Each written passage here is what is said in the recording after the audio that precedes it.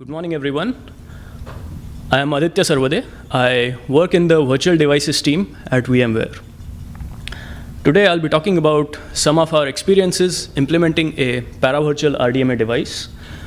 We have been working on this project for the past 2 years. So I'll start by talking about the motivation for this device. I'll cover a brief overview of its architecture, some of the challenges and limitations that we faced. And finally, I'll talk about the additional hardware and software support that we'll need to resolve some of the limitations that we had. So why do we need a Paravirtual RDMA device? As most of you know, RDMA allows you, it provides you many advantages like OS bypass and zero copy. That allows applications to do low latency and high bandwidth communication. Now, how can we expose these RDMA capabilities to virtual machines? One option is to use VM Direct Path I/O or PCI pass-through. PCI pass-through allows the hypervisor to expose an entire physical device directly to the virtual machine. There are downsides to this approach because once you do that, the virtual machine is pretty much pinned on the ESX host. So you can't take advantage of virtualization features like live migration or VM snapshots. The other problem is that once you PCI pass through an HCA, the virtual machine gets pretty much exclusive access to that PCI device. So you can't share your HCA with other virtual machines or even with the hypervisor. One way to get around that is by enabling SRIOV on the HCA. That allows the HCA to expose multiple RDMA-capable virtual functions to the hypervisor. These individual virtual functions can then be passed to the virtual machines. So at least that way you can share your HCA between multiple virtual machines. But it still doesn't solve the problem that your virtual machines they have to be pinned on the physical host. So you can't take virtualization benefits. So with that, this is why we introduced the Paravirtual RDMA device. So this is a new PCIe virtual NIC. It supports the standard verbs API, which is provided by the OFED stack. It can use the underlying physical HCA present on the system for better performance, but is capable of functioning even without it. Multiple virtual devices can share a single physical HCA even without SRIOV support. Finally, it supports a lot of virtualization benefits that you get, like live migration or VMOTION. Now, the Paravirtual RDMA device is exposed as a dual function PCIe device to the virtual machine. So it has two PCIe functions. One is a VMXNet3 component, and the second is a RoCE component, which is RDMA capable. VMXNet3 is a Paravirtual Ethernet device implementation by VMware. It has been available on the ESX for a couple of years now. The reason that we have a VMXNet3 component is because currently on the hypervisor, we only support the RoCE protocol. So for the RDMA component, it has to make use of the Ethernet properties like MAC address and IP address to generate GIDs, and also other properties like MTUs and VLANs. So that's why VMXNet3 is a part of this device. Now, the RDMA component plugs into the OFED stack in the virtual machine, and it provides a verbs level emulation. So it does that by two components. There's a guest kernel driver and a user level library. So as you can see in the diagram, you have a RDMA application running in the virtual machine. It uses the standard libIB verbs library. The libIB verbs library is capable of talking to the libvrdma library, that is the user level library for the device. And through the OFED stack, it can also, it eventually talks to the guest driver. This guest driver is capable of communicating with the backend device emulation that device emulation sits in the hypervisor. This device emulation can talk to the host's RDMA stack. So it can do RDMA operations on the physical host on behalf of the virtual machine. Now, when the guest driver is loaded in the virtual machine, it generates a set of GIDs, and it registers them with the backend device emulation. The backend device emulation can correspondingly registers these GIDs on the physical HCA. For the other hardware resources like Q pairs and memory regions, these have to be virtualized. This is required for VMOTION, that is live migration, and I'll talk about that in the next couple of slides. But essentially, the emulation layer also maintains a virtual state of the Q pairs in memory. And then it creates the corresponding backing physical resources on the HCA. So in the diagram, you can see when typically the application creates a Q pair, it does a create Q pair call. The emulation creates the virtual resources in memory, the virtual Q pair, and then it creates a corresponding Q pair on the physical HCA. The workflow is similar for completion queues.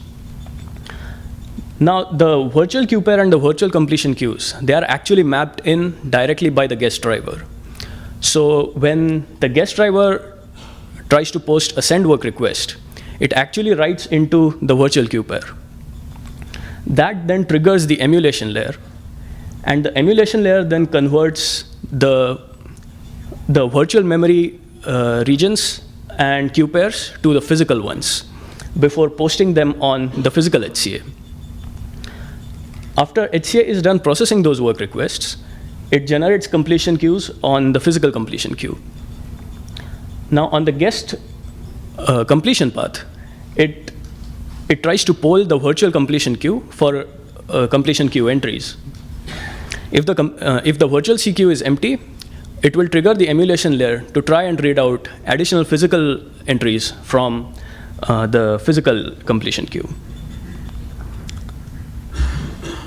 For memory regions, the memory region translations are registered directly with the physical HCA. So what I mean by that is, so in the diagram, you can see an application buffer, which is in the guest user space. So when an application wants to create a memory region, it typically passes down the guest virtual address and length of the memory region to the backend, to the guest kernel. The guest kernel then resolves this buffer into the guest physical address list. And it passes these down to the device emulation, which sits in the hypervisor. The device emulation then converts these guest physical address list to the host physical address list, or machine addresses, as we call them. Then the device emulation, using the host's RDMA stack, registers these translations with the physical HCA. So the HCA has the capability of copying memory directly from the guest virtual address space to the wire, because it is aware of the translations from guest VA to the host physical address list. So that allows us to do zero copy. You don't have to do any additional translations in between.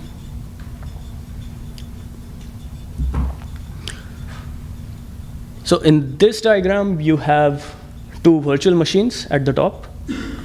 Both are running on separate ESX hypervisor systems, and they are connected back to back by physical HCAs. So this shows, so there are two paths here, the control path and the data path.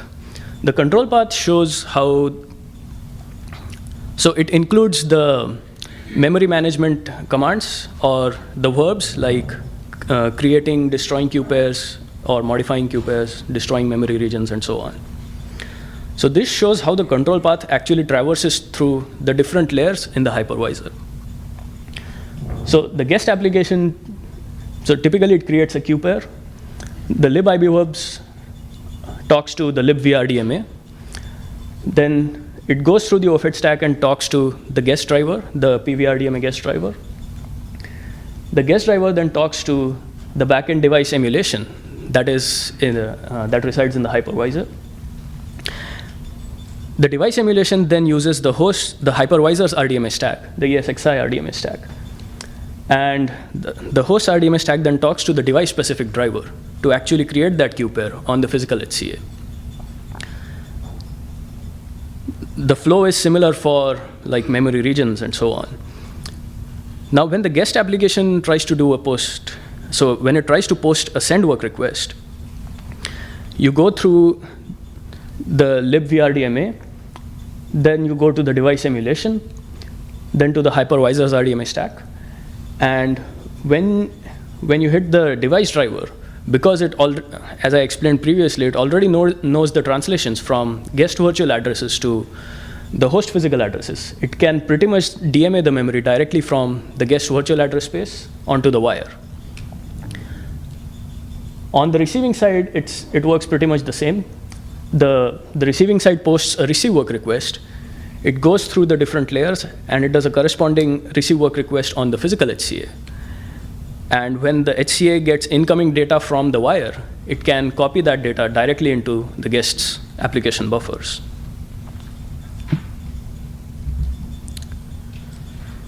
Now, it's possible in some cases where the virtual machine may not have access to an HCA uplink.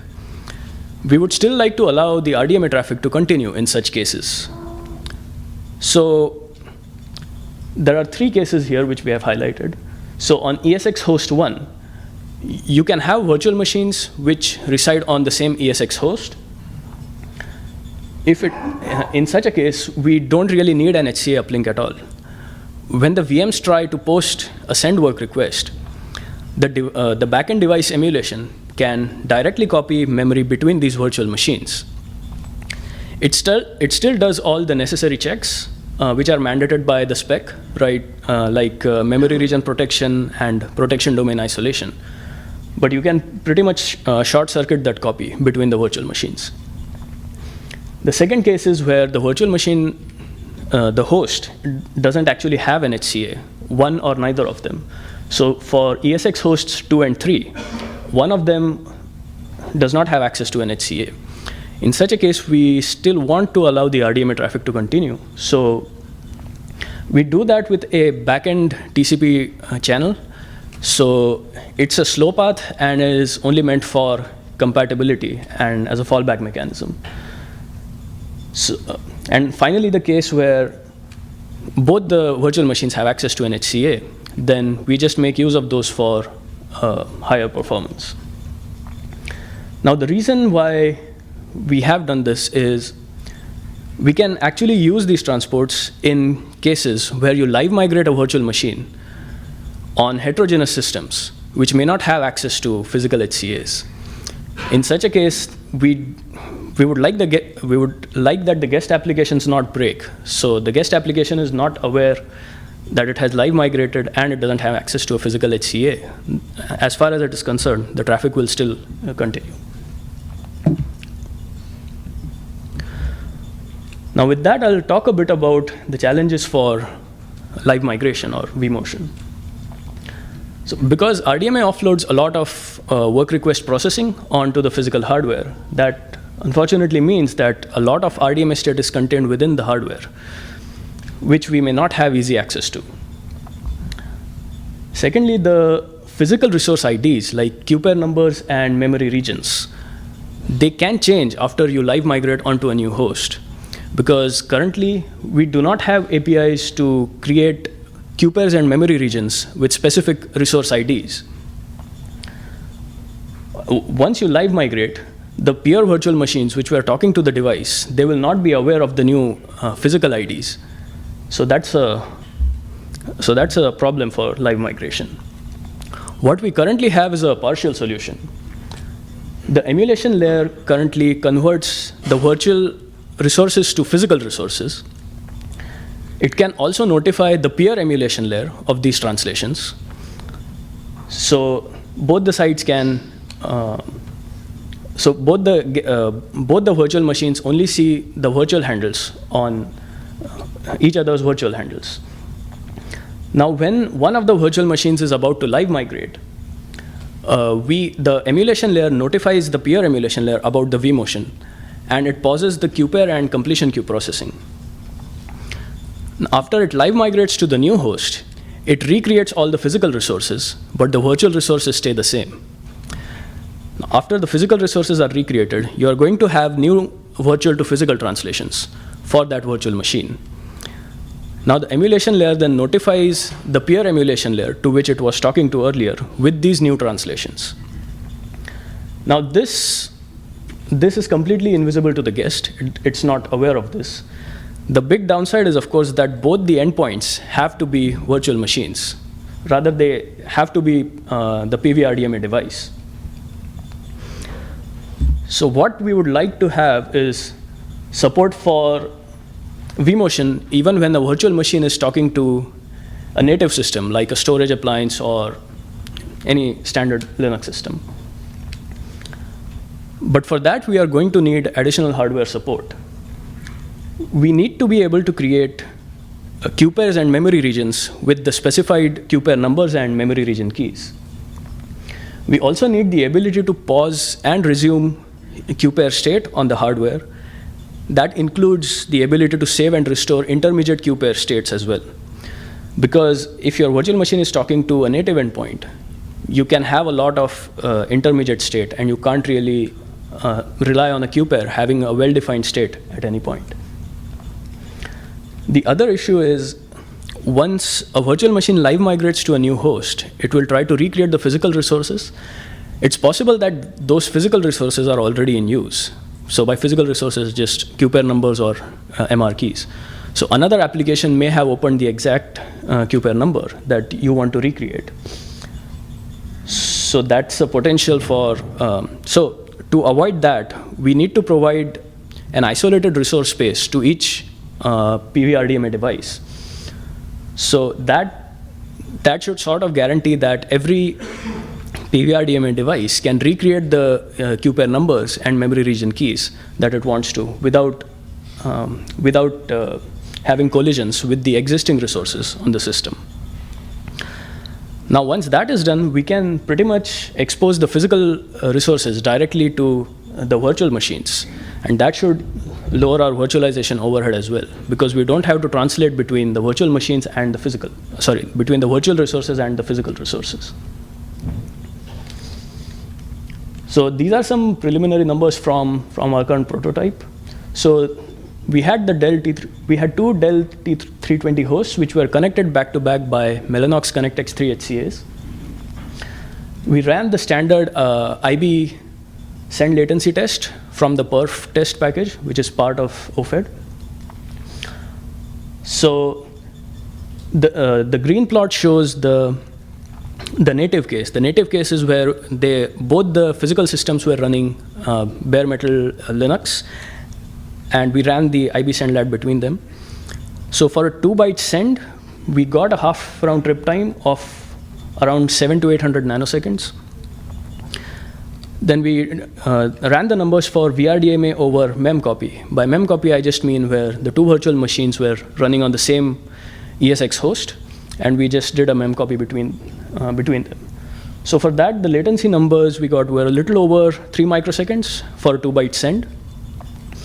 Finally, the last case where we do where the virtual machines actually use a physical HCA, the performance numbers were around 5 microsecond latency for a 2-byte send. So we still have to do additional profiling on this. So now I'll talk about the current limitations. As I already explained, we need support for virtual machines being able to talk to native endpoints. For that, we need to create hardware resources with specified IDs. We are going to need additional hardware support from the vendors for this. We would also like to formalize VMOTION support on hardware. So even if you have a virtual machine which is live migrating onto a new ESX host, and if the old host and the new host don't necessarily have the same type of HCA, the RDMA traffic should still be able to resume correctly. Next, we currently only have Rocky V1 support in the guest. we are working towards adding ROCKY v2 as well. But right now, we do support operating the PV RDMA device over a ROCKY v2 HCA. But we don't expose the ROCKY v2 features to the guest. The guest only sees ROCKY v1 capabilities. We currently don't have InfiniBand or IWARP support, but we don't have those support in the hypervisor either. So that is something that we are looking into right now. The DMA MRs pose an interesting problem because typically DMA MRs are created by trusted kernel clients. The problem is in the virtual case, you can have multiple guest kernels which are creating DMA MRs. Now, if they start enabling read-write access to those DMA MRs, it is possible that pure virtual machines can start having access to the memory regions which they were actually not supposed to have access to. It doesn't provide the same level of memory protection that user MRs or Fizz MRs provide. So that's why we actually disable read-write flags for DMA MRs at the moment. We currently don't have shared resource queue or atomic support. Shared resource queues are something we still need to add in our hypervisor, but that is something we are looking at. We currently only have a Linux guest driver, but we do plan to add support for other guests as well, guest operating systems. And we don't have failover support for the PV RDMA device. So even if you have two physical HCAs available, the PV RDMA device picks one of the HCAs for registering the hardware resources. Now, if that HCA fails, we don't just transparently fail over to the next available HCA. You would see something like a port down in the guest. So with that, I'm done. Any questions? Yes.